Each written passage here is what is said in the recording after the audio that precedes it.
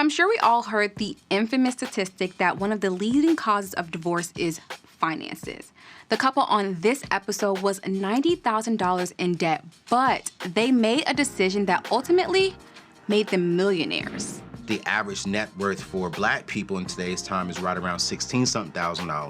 And then the average white person's right around $188,000. But we got two Black people here. Oh, okay. $1 million. You know what I'm saying? The journey wasn't easy, but they found a way to enjoy life through the process. And we went on vacation. Like, we went on vacation with cash. Okay. We did not go on credit. Okay. We had 2 babies in the time that we continued to live life during that process. We were not about, just taking everything and slashing and burning and not going out to eat. We just said, you know what, let's be modest. Let's make sure that along the way, because we knew that it took us 5 years. It took us 5 years to eventually get out of $90,000 in debt. And we really wanted to make sure that along the way, we enjoyed our life. As a single woman myself who was looking forward to marriage, I love this episode. This couple has a wealth of knowledge from their 25 years of marriage. Yes, you heard me correctly, people. 25 years of marriage, and guess what? They're happy, y'all. Happily in love.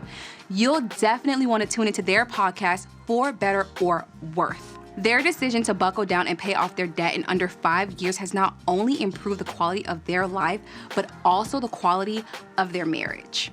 Now, before we hop into the show, be sure to like, comment, and subscribe. Now, let's go ahead and jump right into today's episode.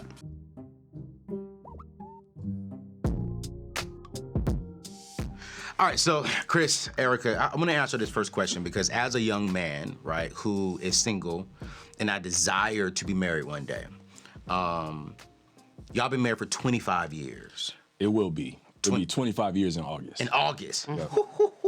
Countdown. Countdown. I'll be honest, I am excited about marriage, but I get nervous because I'm seeing that, 52% of marriages are failing. And when we talk about marriages failing, a lot of them is because of money issues, money fights, lack of communication. I don't believe in the term secret, but I do believe there are keys. Yeah. What are some of the keys that have helped you all to stay married for 25 years? Well, what's helped me stay with this guy is he keeps me laughing. To be honest, I think what we've learned is to not really take ourselves too seriously. Okay. I think it's really easy to want to put somebody in your box, right, of how you want them to be and all of that. And I think he's done a really good job of resetting and saying, all right, so let's just not take ourselves too seriously. He'll have a joke or he'll make a song out of something. We have over the years just these songs and these little tidbits of let's reset. One of our things is, Hi, I'm Chris. hi, I'm Ericka. What? And we reintroduce ourselves. Right? Y'all just did that. Because we're not behaving. It's ridiculous to reintroduce ourselves to each other, but we do it just because it's a reset. Yeah. And so whatever comes after that is like, all right, what's going on? And I think the answer to your question for me is that this is the quit me generation. Yes. No, that's They are real. quick to quit, Yeah. and they have to have more commitment. Yeah. Because I even think 25 years ago, I said, you know what, I'm gonna do this once. And I'm gonna be in, and I said, Ericka will tell you, I said, no matter what happens, we're gonna make this work. Wow. I said, whatever comes up, we're gonna get over it, we're gonna get through it because I'm not quitting. And he'll say, he's like, if I see you packing your bags, he's gonna be like, all right, where we going? Let's go. I'm gonna get my bag too. Right. I mean, after 25 years, you know what I'm saying? And we're seeing people actually quitting after 25 years, 30 years. I was like, after 25 days, I was like, well, we are in here. Right, yes. Yeah, he walked out. He actually walked out after, week 1 or so? Something like that, over a bowl and a cup and a spoon in the sink. Like, girl, wash them dishes. He was like, what have I gotten myself into? He walked out. I'm like, really? So 25 years of marriage, and we keep it real relevant and relatable at the table. They say that one of the number one stressors inside of any relationship is money. With you being in the money space for years, I mean, you're a vet in the space. Have y'all ever had any money arguments or any money disagreements? And if so, would y'all mind sharing what's one of them and how did you all compromise? Because I think you're right. Like, that is my fear as a man. I am a part of that. I'm gonna quit. especially in dating. If I see we ain't aligned, I'm be like, yo, I'm dealing with you. Yeah. But I know that is an unhealthy thing to have. But we don't have a lot of successful marriages being transparent with us and saying, hey, listen, we disagree. And here's how we got through the disagreement. How do y'all do that as a married couple? Well, I think one of the keys I've learned is that when we're talking about something, and we had a recent experience where we had a repair at home that came up. Okay. And it was a significant repair. And see, I'm of the mindset, you lay it out, you good, better, best. I always lean towards best. And I know that when I'm coming in, I have to give Ericka space to process. Okay. I process, I move quick, I move fast. I'm already 2-3 steps ahead, but then I have to say, okay, let me lay this down with her and let her marinate. Sometimes I got to give her a day. I got to give her time to think about it. And then when she processes, she'll come back and say, okay, let's talk about it. Yeah. And so I think communication, I mean, it's kind of cliche to say communication, but you really got to look at the style of how people operate. And when you understand, like, we're two individual people, even though we've been together, but the way I move and the way she moves can sometimes be different. Yeah. And so I give her what she needs and the space that she needs to process over major decisions. Okay. And then we come back and we'll kind of get on one accord. And I appreciate that because I feel like I definitely like to marinate. I want to sleep on it. I want to think about it. I want to get into my own time. And he's immediately like, let's get to the next thing. So here's best.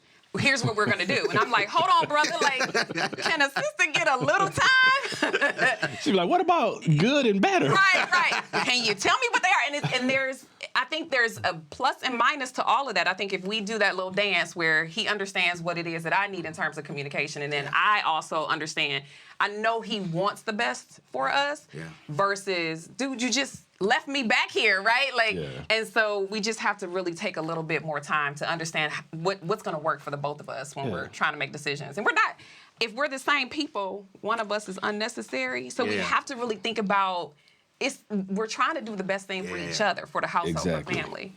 So would you say that you're operating from a logical perspective? All right, how do we fix the problem? Fix it now. And then you're operating from the perspective of, all right, wait, let me. How am I feeling? Who is this going to hurt? How is this going to impact other things? Which I think both are necessary. But as a couple, we got to walk through it all. And I'm also looking at my gut too, like really understanding, okay, do I have any checks here? Is there something that we're missing? Are there some questions that need to be asked? What is at play here underlying under the surface? What are we not thinking about right away? And so that's also helpful because, when you go 2 speeds ahead, sometimes you can miss that stuff. And I think men want to, feel like, well, I got to make the decision or I got to be in control. And it's not about control. This is a team sport. And I think people forget that relationships are team sports. Yeah. Like, if she's playing offense and I'm playing defense, then we're not on the same team. We got to both be playing offense and playing defense at the same time. So we're on the same team. And we have to remind each other sometimes, same team. Yes. Because we want the same thing at the end of the day. And it's not about like making a decision or being in control. It's about doing what's best for us.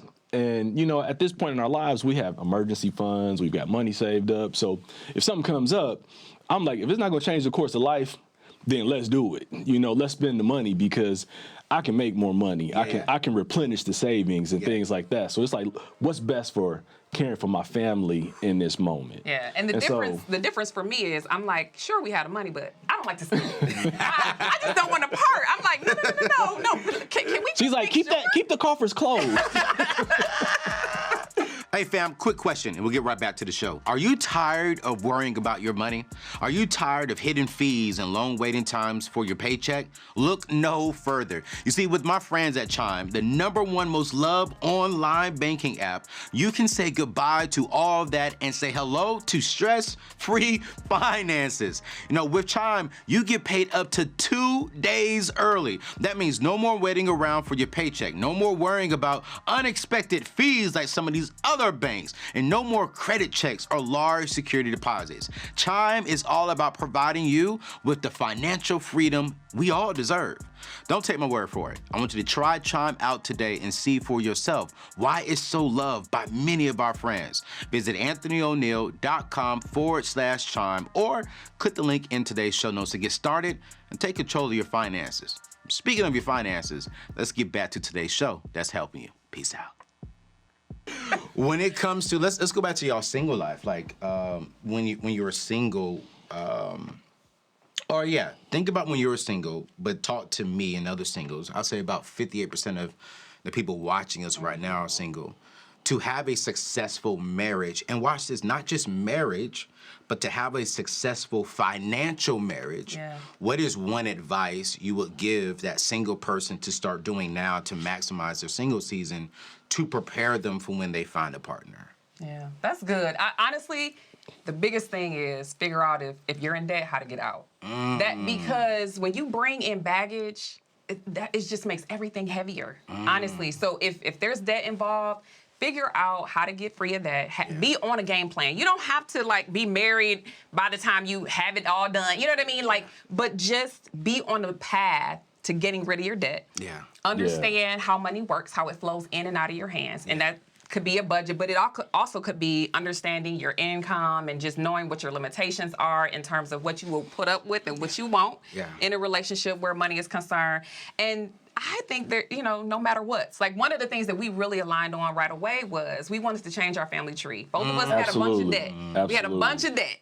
We saw that. We had talked about that in our counseling, and we were like, well, we got to be committed to doing this together because neither one of us had the means to get rid of our debt before we got married. Wow. We just could not. Wow. So we just said, you know what, we're aligned here on changing our family tree. And if we're going to do this together, our methods may be different in our minds on how, but we were never uncommitted to that end goal. And so find out where you align too. Look, we have daughters, and I tell our daughters, you got to be pretty and smart. Come on, man. You can't just be a pretty face showing up. And you have to be an asset. That's right. And so I go back to my single days. I just made some decisions in my life that there were some no matter whats. Yeah. And I just decided what I wanted, and I just started to work towards that. Wow. Even though I had debt, I had student loans. I was working. I worked 2 jobs while we were dating. But even before that, I went to school full time and worked full time. Wow. So I felt like I was always, I always had that hustle gene, or I was in hustle mode. And so I feel like if you're talking about the people who are watching this now, you've got to just decide on some no matter what, and stop compromising, because people will compromise for things when you got to start thinking about long term, what kind of legacy and generation you're creating. And you may be by yourself, but you're laying the foundation. Yeah. Man, listen, y'all are speaking my language right now. It kind of reminds me of the singles playbook that I put together. It's a quiz because I believe that us as in single people, we got to start maximizing our single season. Yeah. And it's like what you said. It's like, hey, you got to be intentional. You got to lay down the facts of where you are. So that way you may not be making all the right decisions, but at least when you get married, you can do it. And just recently, my team and I partnered with a lot of experts to make this singles quiz. And you all can go to that by going to anthonyoneal.com/playbook, anthonyoneal.com/playbook. And you'll take this free 5-minute quiz. Is 100% free. And I promise you, it will bless you tremendously, because what they're talking about, it just reminds me myself, I wasn't intentional. Yeah. And then during my single season, I had $30-something thousand worth of debt. I had all the ladies. You know what I'm saying? I was a saved guy and coming through and doing this thing, right? But I wasn't really maximizing. And that's one of the goals that I have in this new season of my life, is to help single people maximize their single season, grow spiritually, get out of debt, start building wealth, so that when we do meet our spouses, we can run the play good. Yes. So and that's true. You know what? We had said that we wanted to be that more than enough for somebody else. Everybody always wants to, have their list of what they want for their person, right? And they don't know how to be that for somebody else. Yeah. That's huge. Like, you want exceeding abundantly above all that you could ask or think of? Come on now. Let's make sure that you are that for somebody else. Look, I'll give you this little side nugget, because you said you had the debt and you had all the ladies. And I go back to my single days. Oh, don't get in trouble. Don't get in trouble, man. What is he gonna say? She already knows this. But I made a decision. because I said, man, I want what God has for me, but I wasn't doing what I needed to do in order for God to give me what he wanted for me. And I literally started making phone calls and was like, you know what? It's been real. Have a good life. Just shut it down. Shut it all down. Shut it all down. And literally 1 month later, I met Ericka. Man. Yep. Because I made a decision and I got intentional about what I wanted. Yeah.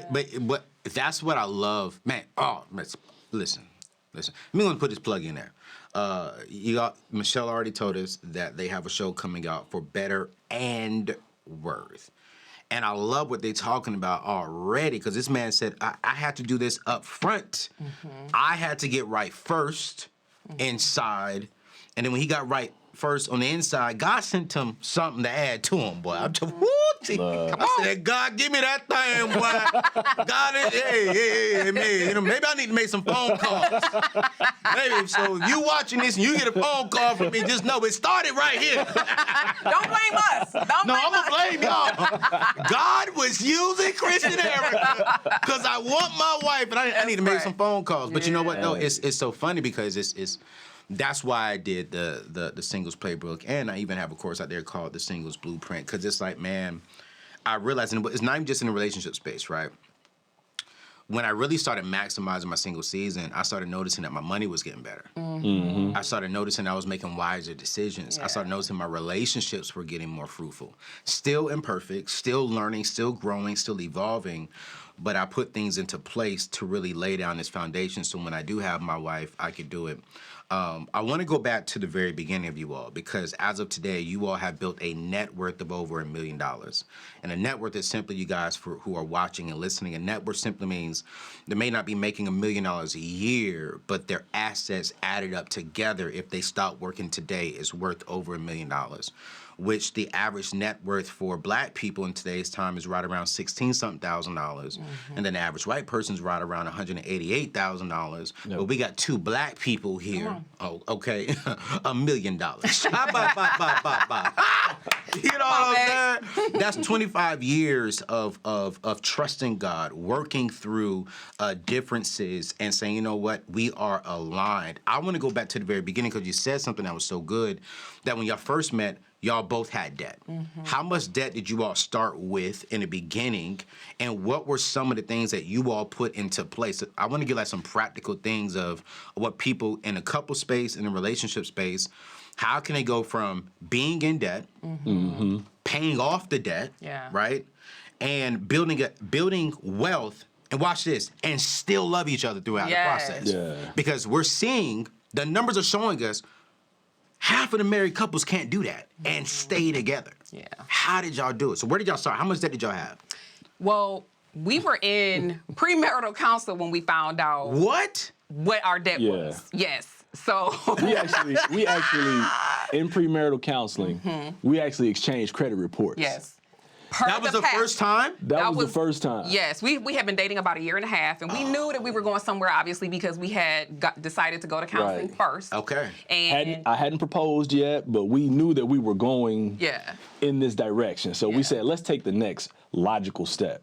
Pause real quick. Do y'all suggest your daughters to do that as well? Like now, so if you dating someone before he even says I do, go to marriage counseling up front. Yes. Okay, cool, great. Absolutely. I believe in that. All right, finish your story. Absolutely. And so that pastor said, all right, bring your credit reports. Okay. And he gave mine to Chris, and Chris, it got in my hands. You feeling naked? I was vulnerable. I was like, are we doing this? And I'm sitting here like, no eye contact at that moment. It was like, what you been doing? Right, what's going on here?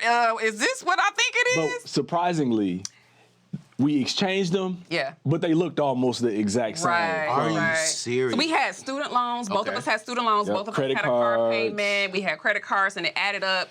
At that time, it was around $60,000. Okay. We got married, had a baby, and it grew to $90,000. Okay. So we had to buy, a new car. Right. We were still we had to move into a new house. Yeah, we were still trying to accumulate, and we just didn't realize that could have meant not accumulating more debt, but we did it that way. And here's what I'll say. Here's where I think people miss it sometimes. They want perfection over progress. Yes. And it doesn't have to be perfect. The road doesn't have to be perfect. as long as you're making progress. And I've talked about being intentional. And I think she and I, you know, I traveled back and forth to work on a long commute, and I just had a lot of time to just meditate and listen to the radio. And I just shared with her, like, you know what, we need to just get serious about it. And this was like a year into our relationship. And we said, we're going to get serious. We're going to focus on eliminating the debt. And we just started on a process to begin to eliminate debt. And we actually said to our friends, like, look, we're about to get on this journey. You should get on this journey with us, because one day, if you want to hang with us and be able to roll with us, you better get your stuff together. So we were like, y'all coming? Bringing people into it just to walk that road together. And believe it or not, one of the first things he did was he took the credit cards away from me, because I was an engineer. Okay. I was going to lunch with coworkers. And he was putting on a credit card. I was putting it on a credit card. And so deception from the beginning. Pressure from coworkers to go out every day. Right. And so you think, as an engineer, you're making good money. I can do this. I can afford this. Yeah. And it's the thing to do. Right. I'm with coworkers, sure. And I didn't see that $10, $12, $15 was a detriment, but the detriment was not letting him know. Here I am taking my lunch to work. Like, he was on struggle bus, and I was out here like, hey, yes, I got the let's long go. commute. I got the little car. So how did you navigate that as a husband? Because it said, all right, we gotta get intentional. Yeah. You found out she was charging credit cards, you taking the lunch. How did you have that conversation in a healthy way to where she was like, all right, cool, You know, I think in a relationship, as long as you show mutual respect, Okay. and you understand that, look, we're trying to go somewhere. Yeah. We're on this, we talk about being on the same team and going in the same direction. I came to Ericka, I was like, look, this is not gonna work, because we can't keep doing this and make the progress we're looking to make. Wow. And it wasn't just her. I took my cards and I threw them all on ice. I like froze them. Yes, literally in a bowl with water in the freezer. In the freezer. Because we needed that physical representation of the fact that we weren't going back. Right? So you open up your freezer, Absolutely. you know what I mean? Then you look and you say, this is that reminder that I need. Because daily you look in there, right? And so, but he did. He came to me, he was like, hey, this is not productive. And it's not an indictment on her. Yeah. Because I took her cards and I put my cards in there too. We did That the same was thing. dope, man. Yeah, because I don't want to say, well, you're doing this, and I'm doing everything perfect. I was like, no, we're in this journey together. So look, you can't be about something and not take action. So you can't really want something that God has for you while you're still out doing all this other stuff. And so tying up loose ends is so important, because you just can't leave things hanging. Be intentional about what you want and make a decision, then roll with it. Let's just put them in there so neither of us have access to it, and let's find a better way. Yeah. And so that was his first contribution to our trying to get on the same team. And because I'm an engineer, I love numbers. I mean, I just got right into let's budget. Let's figure this out. How long is it going to take us to get out of debt? Like, I got really excited about the numbers, and that's what I said. All right, so here is my contribution. This is how I can add value to this journey. I was a salesperson, Okay. and so I made commissions and bonuses, and I was like, you know what?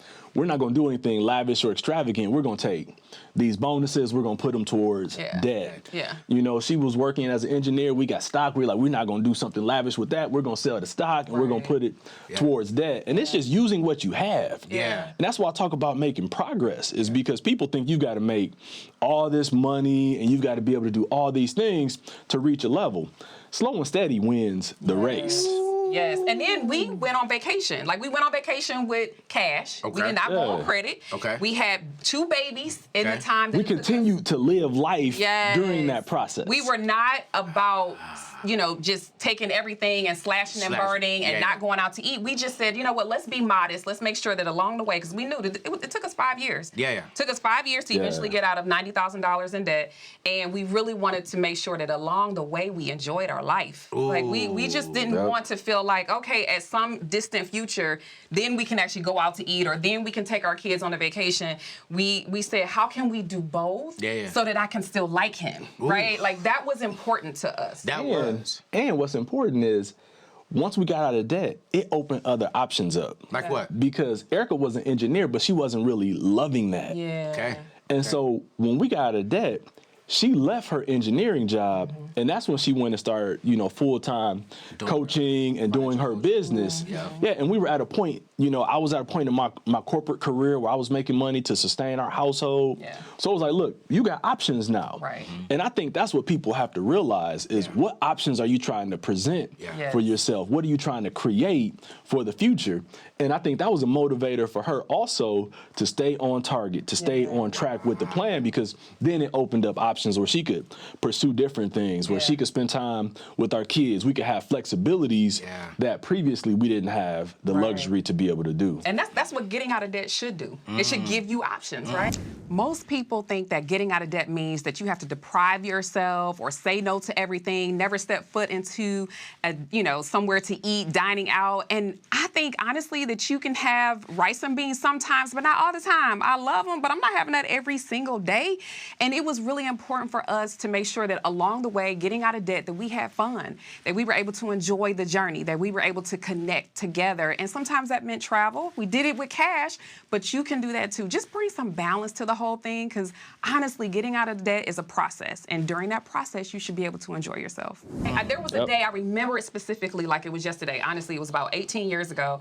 I called him, 19 years ago, I called him and I said, I was crying because they were doing a voluntary and involuntary layoffs. And it was around December timeframe, and I just, found a quiet place, and I'm on the phone at work crying because I wanted to take the voluntary. And we had debt still.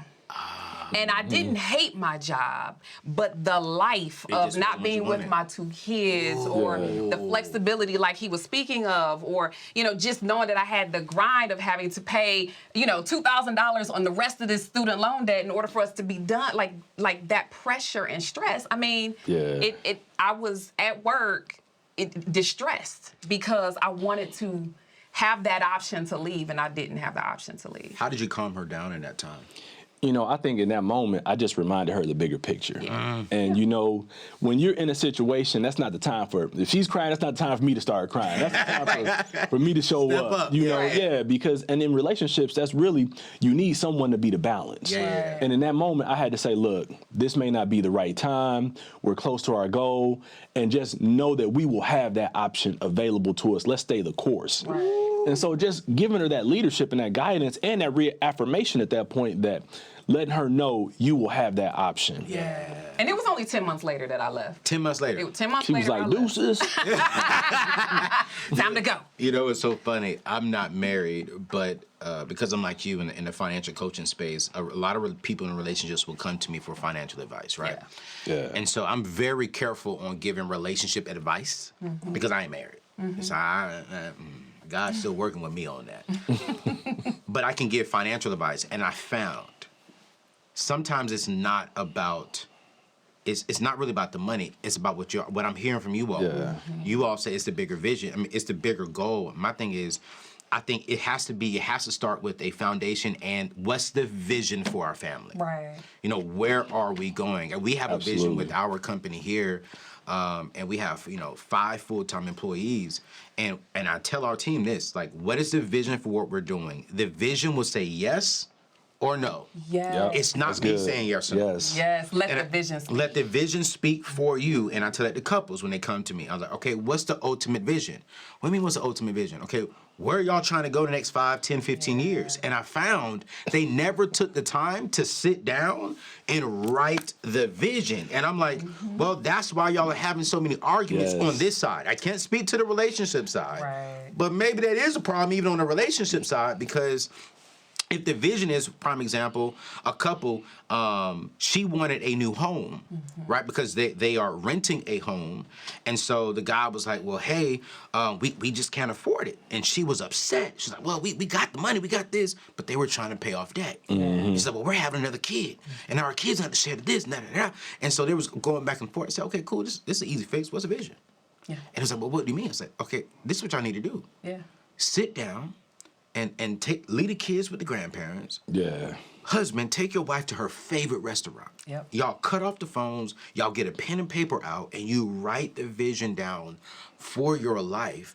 And then boom, when y'all come back, all you got to do is point back to the vision. Yeah. And that's what I'm teaching single people and maximizing your single season in that course is you got to have the vision. And so if I meet a young lady, right, and she comes up to me, I met this beautiful chick. I'm going to be real with y'all. Come on. Chris, let me talk to you. I can talk to Chris. You know what I'm saying? Chris, she was gorgeous. Yeah. And if y'all listen to my show, she got to have the Bible, the brains, and the booty. She got to have it. Those are my three things: the Bible, the brains, and the booty. That's me. That's honest. She had all three of them, but she disagreed with my philosophy on money. Yeah. So I was like, dang. And all I heard God was, she doesn't align with your vision. A great woman, she sees things differently. She doesn't align. And I asked her, I begged her. I was like, you sure? Because I don't want to see you walk away. Look. And literally, my vision said no, because she doesn't align. So I'm curious for y'all, how do you all, if couples were sitting in front of you, how do you all stay aligned as a couple? This is not made for TV. And I'm not making this up. And so the fact that you talk about vision, I go back to when we got married, our 1-bedroom apartment. And you remember that old furniture that came in the box? Like, it was before IKEA. Yeah. I had a desk that I had put together, and we made a PowerPoint. Yeah. And it was a 1-page. Yep. Which I still have it to this day. Wow. And it showed our goals. It said change our family tree. You know, our kids will be 10 times wiser than the natural student. Yeah. And we had all these things listed. Come on. And we literally put it on the door of that desk, and we just would see it all the time. All the time. I still have that one sheet of paper 25 years later. What? Yep. Because we did that, and I didn't even think about it until you said that, but we set that vision early on, and we never deviated from that. Wow. Because we said we wanted to change our family tree. Yeah. We both grew up in Detroit, single parents, you know, and our parents did everything they could to provide for us and made sure we had food, clothing, shelter, but we knew that we wanted something more. Yeah. And so that's how we stay aligned, because you have to say yes to the bigger things. That's right. Yeah. And we major on the minors. Yeah. We make such a big deal about the small stuff, and we don't focus on the things that really matter. And so I think that's where we always come back to is align on the big things that matter and don't deviate from those. So Yeah, because you're going to disagree. And we don't always see eye to eye. no. From day one, you know, we don't always see eye to eye. I mean, like I And said, we don't want people to think it's perfect no, because it hasn't been perfect. Your 9 and 10 was a little rough. those It was a 9 little and rough. 10. What is that number? CJ, we was talking about it. Was that year 7 is the 7 is the itch, but we Okay, we didn't yeah. have the itch. Yeah, he was in his master's program. I was getting an MBA. Yeah, and and it was tough. It was a little rough, and we just weren't liking each other. Girl, That's the honest you better truth. be I love glad. Be him. glad you pretty, because I was like, woo. See? It's true. I like it. I like Chris. I was You like- look, you look good, girl. That's I was about to pull the parachute. Like, no, I never would have did that. I know. Hey, But it was rough. tight. I mean, it really was. It was a time where we just we Look, had we to both got an MBA. Yeah, we did. I wish that I could have walked across the stage, because I mean it was a lot during that season, and we had to stay focused on changing our family tree. So good. We pulled a plug, and we're just like everybody else in the Yeah. family. Yeah. You know, or we just say forget it. You know, you cash in your 401k, and then we're just like everybody else. Wow. So we never did that. You know what I mean? And so it's like, are these decisions along the way leading us to change our family tree? So good. And so when we make decisions around our kids, you know, is it leading us to changing our family tree? Are they going to have something different, Right. that next generation, than we did, right? And we're trying to set that foundation. Yeah. Stay right there. They say, because Ericka, you've been in the coaching space for, Yeah. I mean, years, right? 18. Longer than I've been in. I've only been in this space for like 10 years. So she's a vet in this game. They say in 2054, you all have 3 kids, right? Two. We got two. Two kids. Yeah, two a daughters. 23-year-old and a 19-year-old. 19-year-old. And our 5-year-old dog. And 5-year-old dog. I thought you said 2. 3 is a dog. I got a 3-year-old dog, Reagan. That's my girl.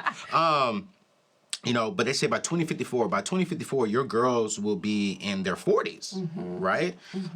They say by 2054, Black people will have 0 to negative net worth. They're saying the average Black person will have 0 to negative net worth. By then, y'all will have multi-millions in net worth, and hopefully your kids will have. I expect they'll have millions. At that Millions in point. net worth by that point, right? So, one, I want to know how do you feel about that? But what are y'all teaching your kids? Yeah. And how are you all setting your kids up now to where by that time they're not a part of that stat? Right. Well, net worth is all about your assets minus your debts. Yep. You know, and what you have at the end of that. Yeah. And so if it's negative, that means you have too much debt. Too much consumption. Too many yeses Yes. without the actual full amount to pay. Period. Hands down. If it's negative, that's what's happening. And so the thing that people really have to understand, one, is don't get into the trap of debt. The sexiest that my husband looks is when he talks about paying off our house. Like that's, I mean, honestly, like that. I really feel like when he's been talking about that for years, and the more he said, like we were thinking about. It's like this much to go. Much to go. It's only that much to See, go. look at him looking good. You know what I mean? But debt is what keeps you from having a positive net worth. And I think people discount small beginnings. They say my $50 doesn't matter, or they say my $100 a month doesn't matter. And the thing that we did that we never changed, we were in debt, we were getting out of debt, and the one thing that we did was we always invested in our 401k. We always did. Always. Up to the minimum. We got that free money. We always did. I got you. And now our daughter, who's 23, she has been at her job for 6 months. Yeah. And she has money to start with in her 401k. She's already saving. Right. Already. So she, in 2054, is going to be well beyond where we were. Because she doesn't have any debt to start off with, and we were in the hole. And so those two things, if people will understand, financially speaking, that you can never have a positive net worth if you continue to have more debt than what your assets can have. And then you will also not have a positive net worth if you're not saving and not touching the money for your future. Period. Those two things. And I think fundamentally as parents, we have to guide kids. Yes. Like I told our kids, hey, scholarships are reward for your hard work. That's right. And so when our kids were starting to look at college, they were self-motivated in school. They were excellent students.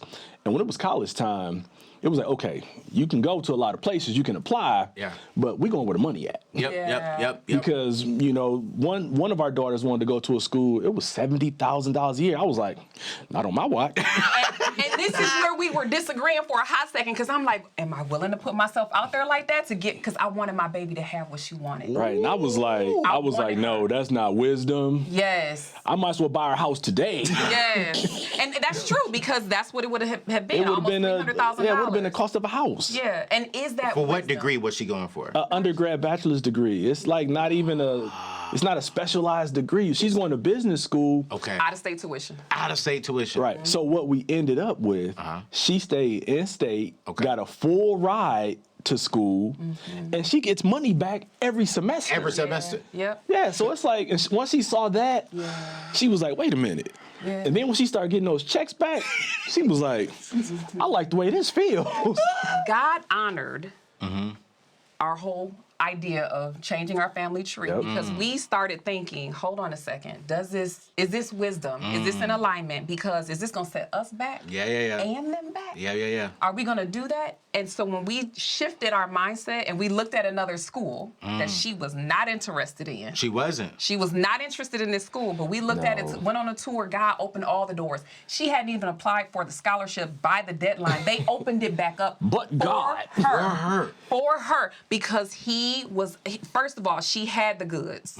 She had the grades, she had all of that, test scores, all that stuff. And then she also had favor. And we were saying we wanted to change our family tree. And we said, all right, so this other school may not be in alignment with making sure that we all stay where we want to be financially speaking. Yeah. But that school in particular, God opened all of the Gave her a scholarship they'd never offered to anyone before. She had the inaugural scholarship for that. I was like, wait a minute.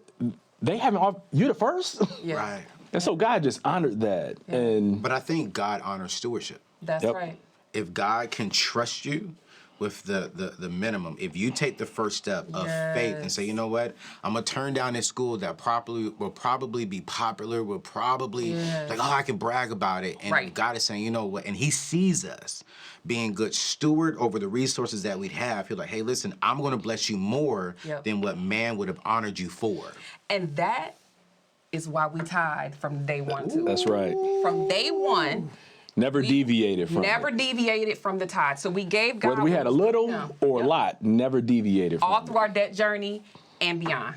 Would you all say, in the process of building your net worth of $1 million and the financial freedom and the options that you all have, would you all say tithing, being generous and giving, played a huge role in you all's financial success today? Look, God showed me a vision once, and it showed me that we're glasses that He fills up with water. But our calling and our responsibility is to pour out. And that's to give back, to, be generous, to be faithful in our tithe. Because the entire time, the whole glass remains wet. So we are always satisfied with whatever it is that we need, and then God fills us back up. And we're able to pour out more. And so whenever we have a need, God has never not shown up. And don't mistake, like with our daughter, she wanted to go to a top 10 business school that was in the top 5. Right. She ended up at a top 10 business school that was in the 5 to 10. Yeah. So she still ended up there. She's at a top 10 business school, and she's loving it. Yeah. She's loving it. Man. She even just sent us a text message that said, this semester is going to be so fun. Wow. I can't wait. Like, what college student gets that excited about literally her last choice? Her last choice. That's not what she wanted. But God is opening up doors. And I'm so excited for her. Yeah. So. Man, listen. This show is blessing me. You know what I'm saying? Because as a single person, I'm like, all right, Jesus, like, is it going to be fun? You know what I'm saying? Is it going to be? I know it's going to have its ups for sure, and I know it's going to have its downs. But seeing you all now just loving each other and just embracing each other, that whole, let's reintroduce ourselves, that's like, you got to put things into play to where it can get you all back on the same track, which I'm so excited because you all have, your new podcast coming out here at the end of January called For Better and Worth. You shouldn't have to sacrifice. You should be able to give both. Because, is it the vows when the preacher says for better or worse, for sick and whatever, and then for what? For richer and poor. Yeah, in sickness and in health. Sickness and in health. Yeah. And I'm like, man, but I love y'all's analogy in the title of your podcast because sometimes I am. And I stick with it. You know what I'm saying? I'll tell single people if you're dating, you know what I'm saying? Hey, that first date should be $100.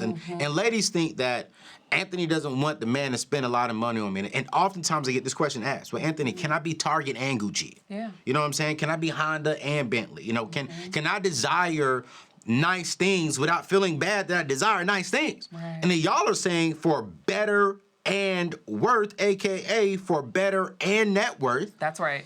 So when we listen to your podcast, because y'all, I'm telling y'all right now, I mean, there's a lot of relationship stuff out there. And I would say about 70% of the relationship podcasts out there are from single people. And I'm not knocking them because some of them are good friends of mine. But y'all will see I'm very careful about who I bring on my show to talk about relationships from the love perspective, because you got to be married. And you got to really be in love with your spouse. And not just in love, y'all still got to be having good intimacy. It got to be fun for me to listen to you. Yeah. And to talk about relationships and building net worth, especially as a black couple, when they're saying by 2054 we will be negative, and we're already seeing separations and divorces. So it's like we're gonna drop their information in today's show notes. Y'all go subscribe to this podcast. Single people, I'm listening. You know what I'm saying? And if they say something on their show that I got more questions about, I'm gonna bring it back on my show and we're gonna talk about it. Because I mean, this is a conversation we need to have, but when we listen to y'all's podcast, what should we expect to get from that? You know, it's going to be, perfectly imperfect. Okay. We're going to tell you, what we did well, what we didn't do well. Right. We're going to tell you all about, how our journey has been. I still work corporately. Okay. And Ericka is self-employed. We talk about, how we've leveraged the benefits of being in corporate America and how we leverage the benefits of her being an entrepreneur. We talk about, we talk about a lot of stuff. Yeah. And we intend to talk about everything under the sun because we want to see people thrive. Yeah. We want to see people take our experiences and apply them in whatever way is going to help them create the path that's going to be best for them. Yeah. We want to help people understand that raising kids, while it's difficult, you can still have fun, Ooh, that's right. We've taken our kids all around the world, We've been on trips and we still have a lot of fun in what we do. Yeah. And we're only going to have more fun from this point, And so we're going to talk about all that. We talk about, I'm a sneakerhead. And Ericka's like, why you need another pair of Jordans? I was like, well, the drop is coming. He's the spender. Oh, And I okay. think the dance that we do on the podcast is really that we don't always see eye to eye. Yeah. That's so the good. point. We don't always see eye to eye because he got, expensive taste, you know what I mean? And I like, Are you, would you say you Target or Gucci? I am definitely more Target. Okay. And I like Coach. I like Michael Kors. My taste is not super expensive. Okay. And I get excited about those things. Taste is leaning towards the Tom Ford. See? Right. And so, like, on his birthday last year, he just ran and got him a bike. That was I was doing $1,400. Look, I'm trying to keep myself in shape. I'm doing a little, triathlon sprint. I needed a bike. I can't imagine spending that kind of money. What would you in spend one- money on? I like probably bags and trips. We love trips. Yeah, not even bags. Yeah. Like, she That's would the never biggest buy a Louis. No. If I bought her a Louis, she'd be like, take it back. Are you serious? Yeah, I don't want red bottoms. I'm not interested. What? I'm not interested. What does me good is when he has saved money on a gift. That gets me excited. Yeah, I almost have to tell her, like, what, I got this good deal right here. You gonna love it. But trips, experiences, travel. That's where Yeah. that's where we're gonna spend our money this year. We're renovating our home. That's where we're gonna spend our money there. What? I'd rather spend $13,000 on that carpet than, a few bags. Or It makes sense. A beautiful backyard. That was Yeah. pretty much our empty nester gift to ourselves is that. But we're talking about some of these financial decisions. Those all add value to our overall net worth, worth. too, Yeah, because they it's increasing the value of our property, and we're talking about vacation properties. That's where we're going to spend. Yeah. That's where she wants to spend money. Absolutely. She wants a vacation property U.S., vacation property ex-U.S., and so those are things that bigger picture, I'd rather do that than to spend money on, red bottoms and Louis and Gucci. But it's the bigger yeses for us. It's the real conversation between how his philosophy might be different and how mine is different, but where we align, where we see eye to eye, where we can have commonality, where we're on the same page, so we can still get to where we Every episode, we will tell people, is it worth it? Yeah. And we will summarize it up, and we'll let them know, is it worth it? And we'll give them our point of views and our perspective each on, the topic, and is it worth it? And then you have to take it and apply it and do what you're going to do and make what you're going to make of it. Are y'all gonna be taking questions like from your community? Absolutely. Y'all better send them questions in. Yep. I'm gonna be sending a couple of them myself. Come on, let's go. Yeah, look. I'm gonna ask y'all one question right now. We're gonna end the show. If it's probably gonna be a little uncomfortable. We keep it real relevant at the table right here. I had a married couple on the table. Not on the table. I was at their table helping them out, and they said something to me, and I said, hey, listen, I can't talk to this, but I can talk to that. Y'all need to go see a Jesus. He said the intimacy life, sex life in their bedroom has not been good. She said it was because while she was having intimacy, she was thinking about how they were going to pay bills. And I said, what? Because in my head as a man, look at you, Chris, as a Yeah. man, I ain't thinking about bills. That's the last thing. That's the last thing on my mind. And so she was like, if we can get that away, maybe our intimacy life would be better. Yeah. And I'm like, I wonder how many other couples, and I've been seeing it, like I read this book for him only, and it said that, hey, ladies can have, and Ericka, this is what I was talking to, ladies can have multiple screens open at the same time. Yes. Men, we only can have one. Right. Right? And so it's like, would y'all say when the finances are in a good, healthy place, it will impact your intimacy life Yeah. in the married couples? I'm going to say, in 25 years, I have not had the problem where I'm like, I'm thinking about these bills right now. I can't get into it. I'm going to say that is not my story. Chris been holding it down. That ain't my story. But is that the case for other It's people? stressful. Oh, It adds stress. It adds another layer to your life.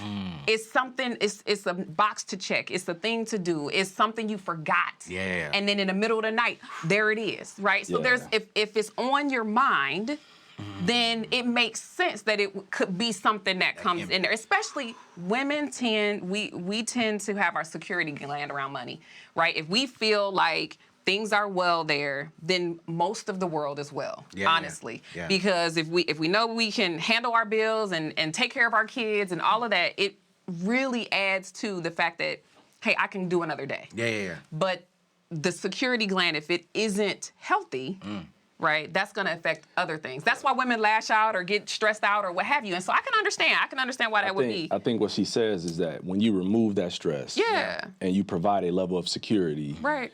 you won't have that issue to deal with. Right. I got you. It'll be lessened. Yeah. And that's where over time I think if we continue to have conversation and we've continued to build that foundation and we've continued to stay focused, then we know that at the end of the day we have a plan. And as long as we're working that plan, and I said it before, as long as we're making progress over perfection, I think that's what keeps us connected because we're in this together. Yeah. We're working in the same direction, we're rowing the boat going the same way, and we're not creating currents and waves for one another that is creating that additional stress. And how you handle it. See, if you feel tension because someone's not being heard or not, sharing, hey, this is our goal, we're a team, we can do this together, and things are left, money fights, disagreements, arguments are left unchecked, getting into the bedroom is a challenge mentally for a woman, right? But if she gets that reassurance, see, this is for the fellas, right? If she gets that reassurance,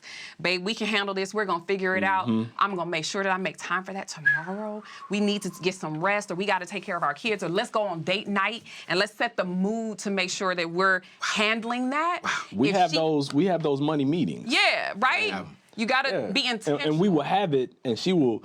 I like the headlines. I don't need all the details, but I'll go over the monthly budget, and we still do this. Yeah. We haven't stopped doing this, and we'll go over the monthly budget, and we break it down every couple of weeks. We'll look at that, see if there's anything missing, and then that sets her at ease. Because we've already had the money meeting. We've talked about what we're doing. If we have extras, we added them in. If there's something that we're missing, because we want to both put eyes on it, and that alleviates a lot of that stress. So. Boy. boy, we got Chris and Ericka at the table today, y'all. Probably one of the best conversations I've had with couples. This is the only couple I've had at the table with 24, going on 25 years of experience. I'm only 38, so they've been in this game for a minute, and I pray that you all have learned something from this. A lot of rich content, a lot of rich stuff here. And I really mean this. Two things before we end the show. Number one, subscribe to their podcast. Because I can tell you right now, it sounds like they're going to be getting into some good stuff that's going to really help you thrive, help you get through your marriage, get into your marriage in a healthy way. So we're going to drop all their show notes and today's show notes. And listen, single people, join me, man, and go take that quiz. Learn where you are. And the result's going to be like 40 pages long to really help you start maximizing your single season to where we can really be better individuals. And as we're listening to For Better and Worth podcasts, we're working on ourselves and we're getting ready for marriage. So we can have for better and build a net worth together. I like that because I mean, Ericka say, he sounds sexy when he talking about being debt-free. So I mean, if that's the case, you know what I'm saying, I'm gonna be sexy soon. So like, her eyes on me. You know what I'm saying? Like, girl, how you doing? I'm sexy. You know what I'm saying? Because I mean, I think it's a good question. I mean, just a good perspective to have. So go to anthonyoneal.com/playbook, and I promise you, you will be blessed. You will enjoy it. And go check out my friend's podcast show. So we got to go. It's the end of the show. I'm so sad. But hey, I'm sad it's the end today, but it's beginning for y'all. Go check out their podcast and join their journey as they're growing and building this huge platform. Love y'all. Peace out.